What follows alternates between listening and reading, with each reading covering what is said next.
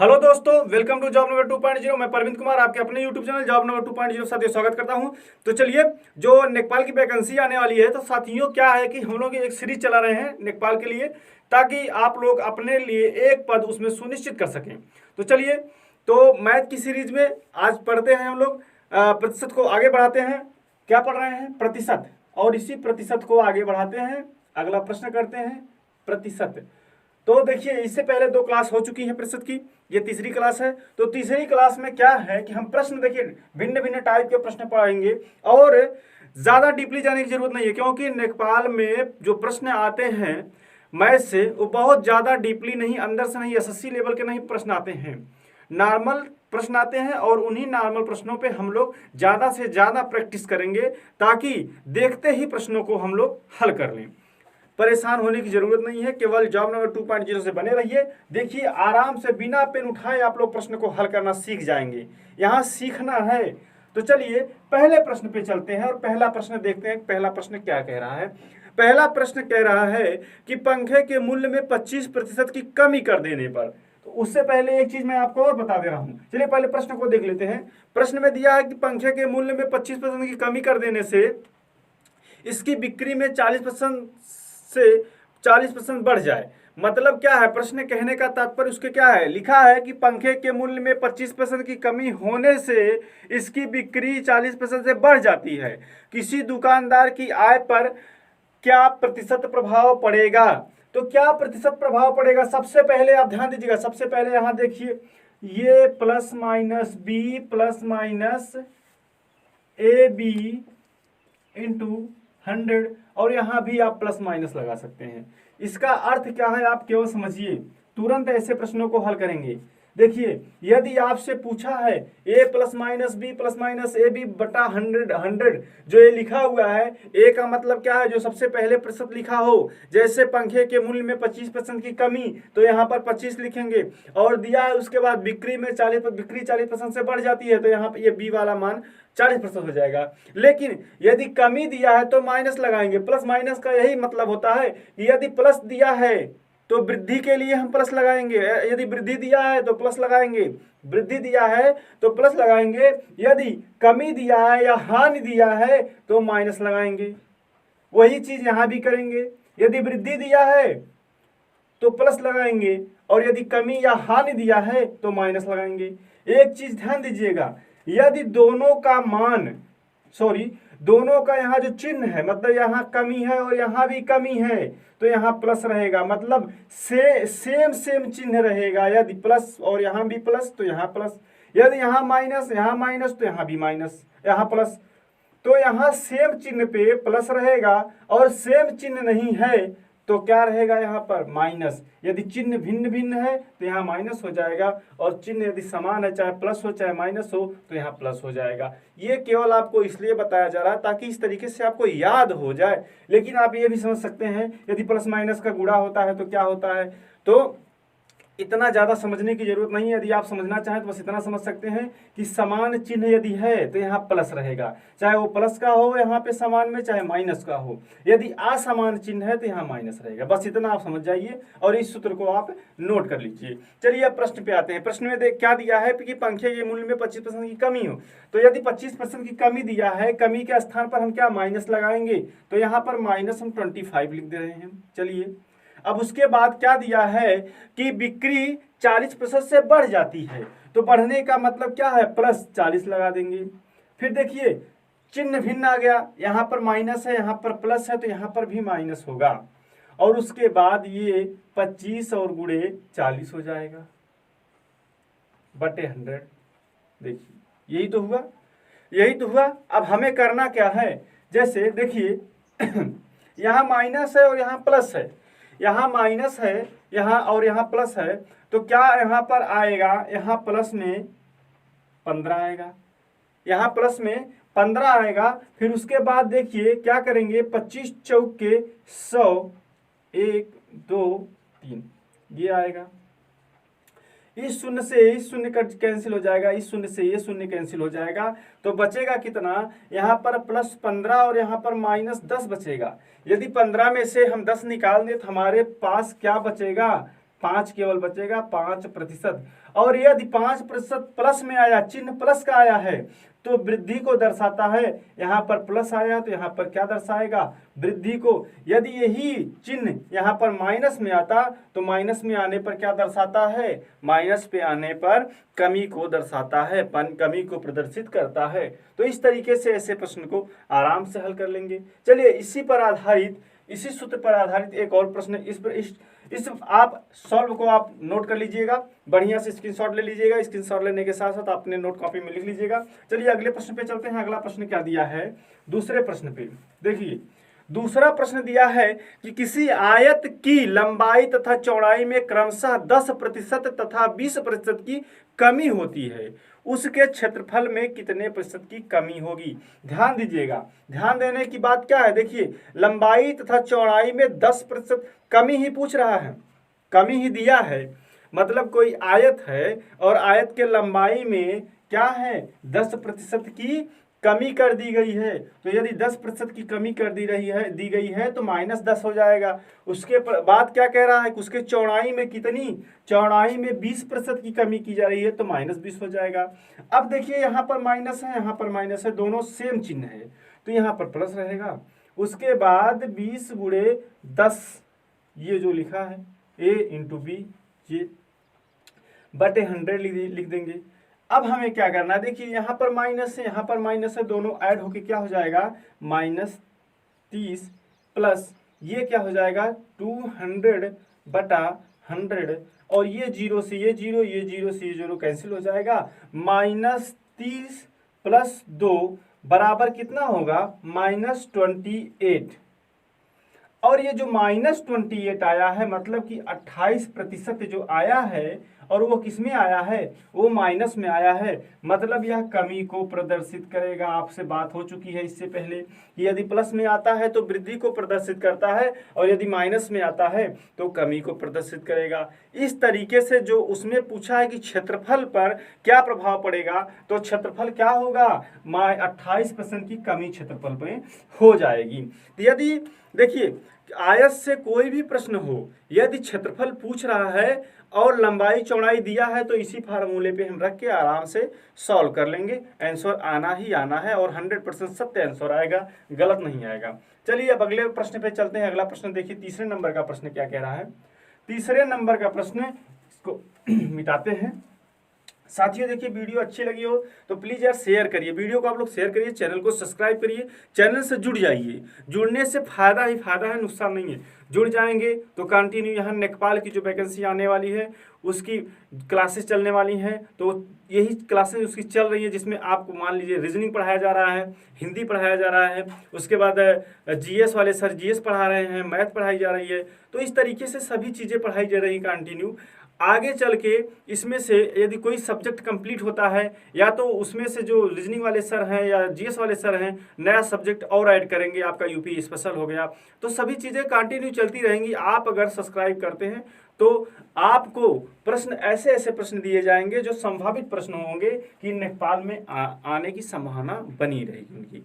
तो चलिए आगे देखते हैं, अगले प्रश्न पे चलते हैं, तीसरे नंबर के प्रश्न पे। और तीसरा नंबर का प्रश्न क्या दिया है कि किसी आयत की लंबाई में 20% की वृद्धि, क्या लिखा है कि किसी आयत की लंबाई में 20% की वृद्धि कर देने से उसकी चौड़ाई में कितने प्रतिशत की कमी की जाए ताकि क्षेत्रफल समान रहे। देखिए 20% की वृद्धि, आइए यहाँ पर आप देखते हैं क्या लिखा है। लिखा क्या है कि किसी आयत की लंबाई में यदि हम मान लें कि सबसे पहले क्या था, सबसे पहले यदि हम मान लें कि 100 है और 100 में हम क्या कर रहे हैं, 100 में 20% की वृद्धि कर दे रहे हैं। उसके बाद क्षेत्रफल पे कोई प्रभाव नहीं पड़ रहा है, मतलब क्षेत्रफल पहले भी जो 100% था वो आज भी 100% ही क्षेत्रफल है। क्षेत्रफल क्या है, क्षेत्रफल आज भी 100% है। लेकिन जो हमारी लंबाई थी, आयत की लंबाई थी, वह कितनी है, यही वृद्धि हुई है। वृद्धि कितनी हुई है, 20% की वृद्धि हो गई है, यही तो है। अब वह पूछ रहा है कि क्षेत्रफल समान रहे, उसके चौड़ाई में क्या परिवर्तन, कितने प्रतिशत की परिवर्तन की जाए कि क्षेत्रफल समान रहे। तो हमें क्या करना है, हमें देखिए निकालना है चौड़ाई, हमें क्या निकालना है, चौड़ाई, और चौड़ाई का क्या निकालना है कि कितने प्रतिशत की चौड़ाई में वृद्धि की जाए। अब देखिए चौड़ाई में क्या लिखा है, वृद्धि निकालना है, वृद्धि। तो आपसे चर्चा हो चुकी है इससे पहले, कमी या वृद्धि का एक सूत्र हमने लिखवाया था, अंतर, इन दोनों का कितना अंतर है, इन दोनों का कितना अंतर है, 20 अंतर है। चलिए 20। वृद्धि पूछा है तो वृद्धि के लिए हमें क्या करना पड़ेगा, वृद्धि के लिए कहा क्या है कि समान रहे, वृद्धि नहीं, लिखा है कि समान रहे चौड़ाई में, उसके चौड़ाई में कितने प्रतिशत की कमी की जाए। चौड़ाई में वृद्धि नहीं, चौड़ाई में कमी दिया है, चौड़ाई में कमी दिया है, और ताकि क्षेत्रफल क्या रहे, समान रहे। तो कमी यदि पूछा है तो हमें क्या करना है, कमी के लिए नीचे का बड़ी संख्या लिखनी पड़ती है, उसके बाद 100 से गुणा कर देंगे। 20 2500, 20 छक्का 120, फिर देखिए 2 पच्चे 10 और 2 तिहाई 6, मतलब 50/3। यदि हम इसको करेंगे 16 सही 2/3% आएगा। इस तरीके से ऐसे प्रश्नों को हल करेंगे। देखिए करना कुछ नहीं था, मतलब क्या है, पहले लंबाई 100 थी, उसमें हमने क्या कर दिया, वृद्धि कर दिया 20 की, तो 120 हो जाएगी। अब यदि चौड़ाई में पूछ रहा है कि कितनी कमी कर दी जाए, तो कमी करने का मतलब क्या करना पड़ेगा हमें, कमी करने का मतलब अंतर, कमी वाला जो सूत्र है कमी और वृद्धि वाला, उसमें कमी वाला सूत्र लगाएंगे, अंतर बटा बड़ी संख्या गुणे 100, तो बड़ी संख्या 120 हो गई, 20/120 गुणे 100 करेंगे, तुरंत हमारा आंसर हमारे सामने। इस तरीके से ऐसे प्रश्नों में देखिए जितने प्रश्न अभी तक हम 3 प्रश्न बताए हैं, और तीनों प्रश्न में मुझे उम्मीद है कि यदि आप प्रैक्टिस कर लेंगे तो ऐसे प्रश्न जब आएंगे आपको पेन उठाने की जरूरत भी नहीं पड़ेगी, आराम से हल कर लेंगे। चलिए अब अगले प्रश्न पे चलते हैं। अगले प्रश्न पे चलते हैं। अगला प्रश्न दिया गया है, क्या दिया है कि किसी वृत्त की त्रिज्या को 10% से घटा देने से उसके क्षेत्र में कितने प्रतिशत की कमी होगी। लिखा है किसी वृत्त की त्रिज्या में 10% से घटा देने पर, 10% से क्या करना है, घटा दिया है, 10% क्या करना है, घटाना है। तो सबसे पहले आपको एक सूत्र लिख लेना है। सूत्र में क्या लिखना है, 2m plus minus m square बटा 100, यही सूत्र को आप लिख लीजिए, और उसके बाद जो हम नीचे लिख रहे हैं उसको भी लिखिए। इसमें क्या है, इसमें चाहे वर्ग हो, चाहे वृत्त हो, चाहे गोला हो, ध्यान दीजिएगा, वर्ग हो, वृत्त हो, या गोला हो, या घन हो, क्या हो, घन हो, वृत्त, गोला, वर्ग और घन सभी के क्षेत्रफल के लिए लागू है। क्षेत्रफल में कितना प्रतिशत कमी, कितना प्रतिशत वृद्धि या क्या है, सभी को निकालने के लिए क्षेत्रफल में लागू होगा, सभी के क्षेत्रफल में लागू होगा। तो ये सूत्र कैसे लागू होगा, हम जो अभी प्रश्न बताए हैं उस प्रश्न के माध्यम से चलिए समझिए। देखिए दिया है क्या, 10% घाटा होता है। 10% क्या होता है, 10% घटा, मतलब क्या है कि 10% से घटा देने पर 10% घटा दिया जाता है।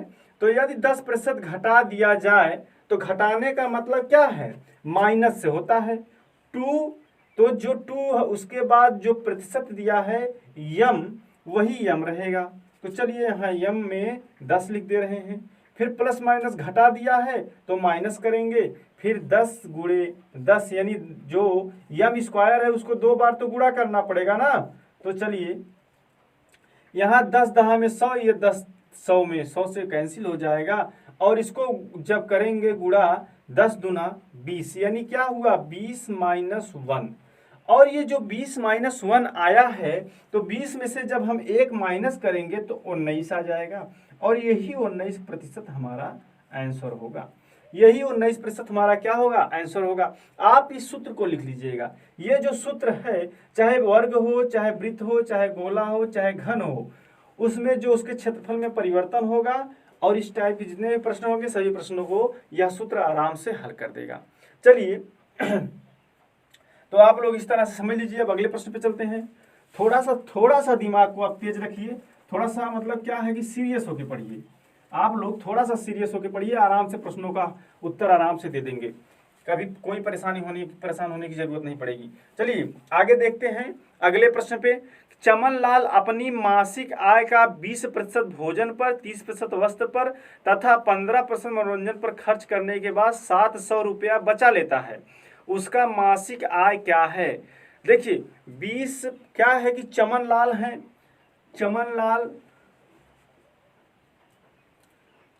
चमनलाल ये क्या कर रहे हैं, ये सबसे पहले कहाँ खर्च कर रहे हैं? अपनी मासिक आय का 20% भोजन पर। भोजन पर कितना खर्च कर रहे हैं? भोजन पर 20% खर्च कर रहे हैं। मान लीजिए कि इनकी टोटल आय कितनी है? 100% है। यदि 100% में से 20%, यही 100% में से 20% वह क्या कर रहे हैं? चमनलाल भोजन पर खर्च कर दे रहे हैं। उसके बाद दिया है कि 30% किस पे खर्च कर रहे हैं? वस्त्र पर। वस्त्र पर कितने खर्च कर रहे हैं? 30%। चलिए 30 हम वस्त्र पर खर्च कर दे रहे हैं। उसके बाद मनोरंजन पर खर्च कर रहे हैं 15%। मनोरंजन पर कितना? मनोरंजन पर 15%। मनोरंजन पर 15%। देखिए चमनलाल क्या हैं? चमनलाल 100 रुपया कमा रहे हैं, 20% भोजन पर, 30% वस्त्र पर और 15% मनोरंजन पर खर्च कर रहे हैं। यानी 100 रुपये आमदनी है तो उसमें से 20 रुपया भोजन पे, 30 रुपया वस्त्र पे और 15 रुपया मनोरंजन पे खर्च कर रहे हैं। तो तीनों को यदि हम ऐड कर दें तो उनका पूरा खर्च निकल के आएगा। तो 30, 20, 50, 50, 10, 60 और 5, 65। मतलब उनका टोटल जो खर्च हुआ है, कुल खर्च क्या है? कुल खर्च कितना हुआ है? 65। आप ध्यान दीजिए, कुल खर्च कितना आया है? कुल खर्च 65 आया है। यदि 100 रुपया उनके पास है और उसमें से हम 65 रुपया निकाल के खर्च कर दें तो आप बताइए कि उनके पास टोटल कितना रुपया बचा? बचत में उनके पास कितना रुपया आया? चलिए उनका बचत कितना हो जाएगा? 35 हो जाएगा। उनका बचत क्या आया है? बचत कितना आया? 35। और ये जो बचत में 35 रुपया आया है, ये 700 जो बचा रहे हैं 700 रुपया, उसी के बराबर है। तो यहाँ 700 में भाग दे देंगे, 35 दूना 70, 20 आ गया। अब यदि इसी 20 का हम इनके आय में गुणा कर दें, मतलब 100 गुणे 20 कर दें, आएगा 2000। कितना आएगा? 2000। और यही 2000 टोटल क्या है? उनकी आय है। और इसी 20 का यदि हम भोजन वाले में गुणा कर दें, यानी 20 में गुणा कर दें, 2 दूना 4, 400 इनका जो है वो भोजन पे खर्च है। इसी 20 का यदि हम 30 में गुणा कर दें, 3 दूना 6, 600 रुपया क्या हो गया? वस्त्र पर खर्च हो गया। इसी 20 का हम इसमें 15 में कर दें गुणा, 15 दूनी 30, यानी 300 रुपया किस पे हो गया? 300 रुपया मनोरंजन पे हो गया। तो इस तरीके से ये खर्च कर रहे हैं। हमें से पूछा क्या है? हमसे पूछा है केवल उनकी आय क्या है।